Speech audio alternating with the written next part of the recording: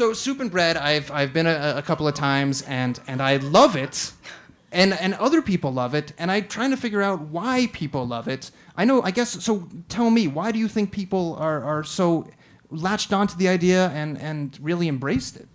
I think that's a really good question. I think the answer is because it's free. No, but people donate. Nobody comes in and just does it for free, Yeah, right? nobody does it for free. But that is a question that I have asked myself several times over the last couple of years. Because it's really simple. Like it's not actually that complicated. There's some logistical elements that are complicated about getting it going, but the concept itself is not super complicated. But I think bread, right, bar, there's beer. Yeah. You put some money in the bucket. It's not, it's fairly straightforward. I think that people like it because it's sort of, it makes people feel good. Soup makes people feel good. It makes them less hungry. It makes them feel, warm and cozy on the inside, and maybe like they're being taken care of a little bit. And then the sort of charitable element of it also makes people feel good. The beer makes people feel good. Sure, it's just you don't get beer at a lot of other soup events. Are there other soup events? I mean, you mentioned some in the book, but is this a thing this is a thing you came out with on your own.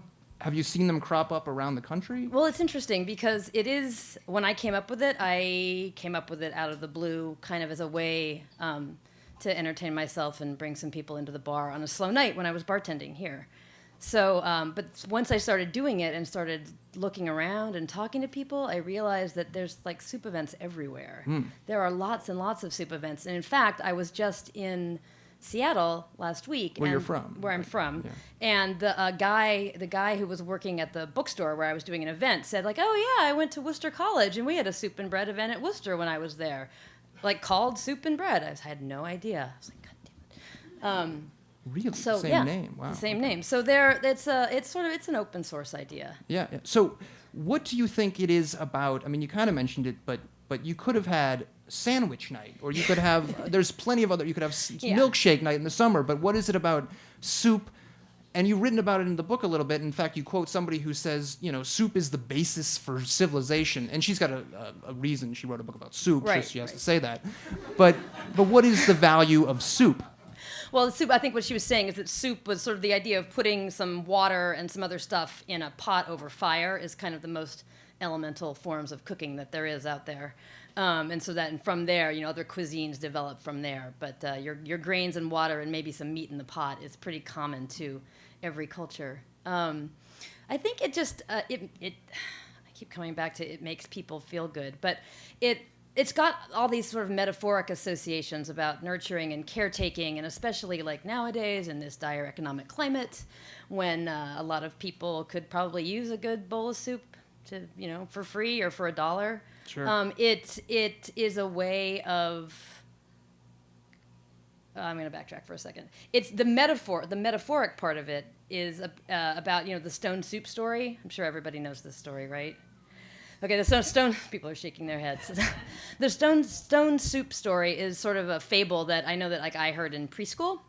And it's all about there's a medieval village in the middle of the bubonic plague, and everybody in the village is starving. I didn't know the plague part of it. I think it was during the plague. Keep going. And so a traveler comes through town, and he's this mysterious figure, and everyone says like, oh no, we can't spare any food for you because we're all starving ourselves. And he says, oh well, I've got this rock. Why don't we make some stone soup? And then he puts in the rock, and then somebody gives him one moldy carrot, and somebody else brings out like 2 turnips that had fallen under the cart, and eventually all of a sudden then they've got this lovely soup because everyone contributed something to the pot, and it's this fabulous metaphor. That story, though? Yeah. I know it's a fabulous metaphor, but the guy, I know it was his idea, but he just contributed a rock. I know. That's why it's so brilliant. Nah, I guess so. I mean, he's the facilitator. He's a little bit of a huckster. I feel like the guy with the rock. No. Because I don't actually do anything. You don't make the soup? I don't make the soup. I get other people to make the soup. Nice. Yes. Nice. I can I'm see like why Doug. that story speaks to you. I got Doug to make soup. It's sausage chili. It's sausage chili. It was which a sausage which he did not make. Exactly. So it keeps on giving. Yeah. Right. Talk about speechless. talk about the book a little, because the book, at first I thought, okay, it's his cookbook, it's just going to be recipes, and it is a lot of recipes, but what's interesting about it is that you allow the people who contributed the recipes to kind of write in their own voice, and then it's also, throughout the book are different essays that I take it you've written about the role of soup in different communities or in different times. Talk about the origins of the book and what you wanted to achieve with it. Well, the book is really sort of modeled after and inspired by like sort of classic community cookbooks that like maybe your mom had. I know my mother has several of them, and they're cookbooks that were put out to benefit like the church or the middle school, and they've got recipes in them from women who aren't allowed to use their own names, and for things like Mrs. John Smith and her squash ring. Why aren't they allowed to use? I don't know. No, just the ones that my mother has, they're all from the 50s, and so it says, like the one from my grandmother says, Mrs. Charles McCuskey, and then. I see what you're saying. I gotcha. Yeah. So those, when they're spiral bound, and they're usually sold as fundraisers for whatever community organization is putting them together. So that was the model, but I wanted to, but it's a community cookbook, but for a community that's a bar. So everybody who contributed, I wanted to be able to give them a little place in the book, and not to have it be kind of polyglot or heterogeneous, I guess. Mm-hmm. And everybody had their own identity coming through in their recipes. So editing it was actually a real challenge in terms of trying to preserve this balance between letting everybody have their voice and letting that voice be coherent and understandable, and so that you actually had to like tell people how many onions to put in your soup. Right, because some people when they turn the Doug recipe, didn't want to give you the recipe. He was a tough nut. You asked him get 40 kinds of sausage and put it in chili. What's wrong with that? And but your dad contributed a recipe. No, my father contributed a recipe. Yes, my father contributed a recipe. Who has his own soup past? My father has a soup past. You did your research. Yeah. My father used to run a soup kitchen at the Episcopal Church in Seattle. And so that was, I think this project has very much tickled his soup bone. Sure. You can't help yourself. I can't stop it. It's awful. What do you think of the fact that the word soupy is kind of got negative connotations to it? Does that bother you? I don't find that. I don't. It means. What do you mean? Well, it means, if you look up the third definition of it, it means overly sentimental. Oh. And then, That's okay. I think the cookbook is if somebody says sentimental. that's soupy, it's usually I'm like sentimental.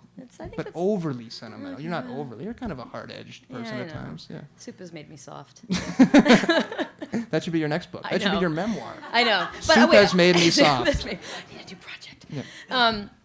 But to go back to the cookbook just for a second, what happened was that my friend Sheila Sachs, who's out in the front right now warming up some soup for everybody. That's right. Hey, Sheila. My friend Sheila Sachs. And where's the donations going to, by the way? The donations are going to the Greater Chicago Food Depository. Okay. And we also have soup from City Provisions as well, so we have 2 soups.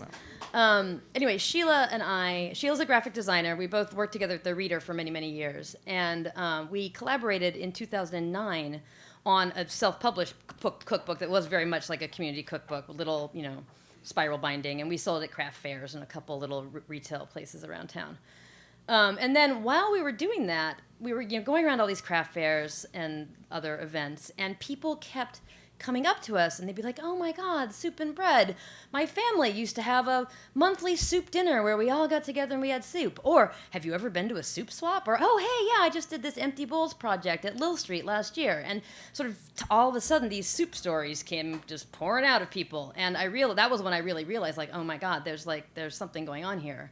And I started more actively researching all of this stuff, and I went to Detroit to a soup event in Detroit, and I went to Seattle and did some stuff there. And so that is what the essays are about. They're basically about finding a way to talk about soup and bread, but bread kind of gets the short end of the bread stick. Gets poor nothing. bread, it gets Yeah. nothing. The next book is going to be about bread. Bread's back. Bread's revenge. Bread's revenge. Revenge of the baguette. The bread strikes back. And so take my sort of weird little soup project and put it in context and talk about other people's soup projects, because I was kind of tired of talking about my own at that point. Sure. So that's what the essays are. Well, the book is great. The event is great. The book's for sale out there. The book is right? for sale out there, right outside on the little merch table. Thank you for coming by. Thanks, Mark. Martha Bayne, creator of Soup and Bread.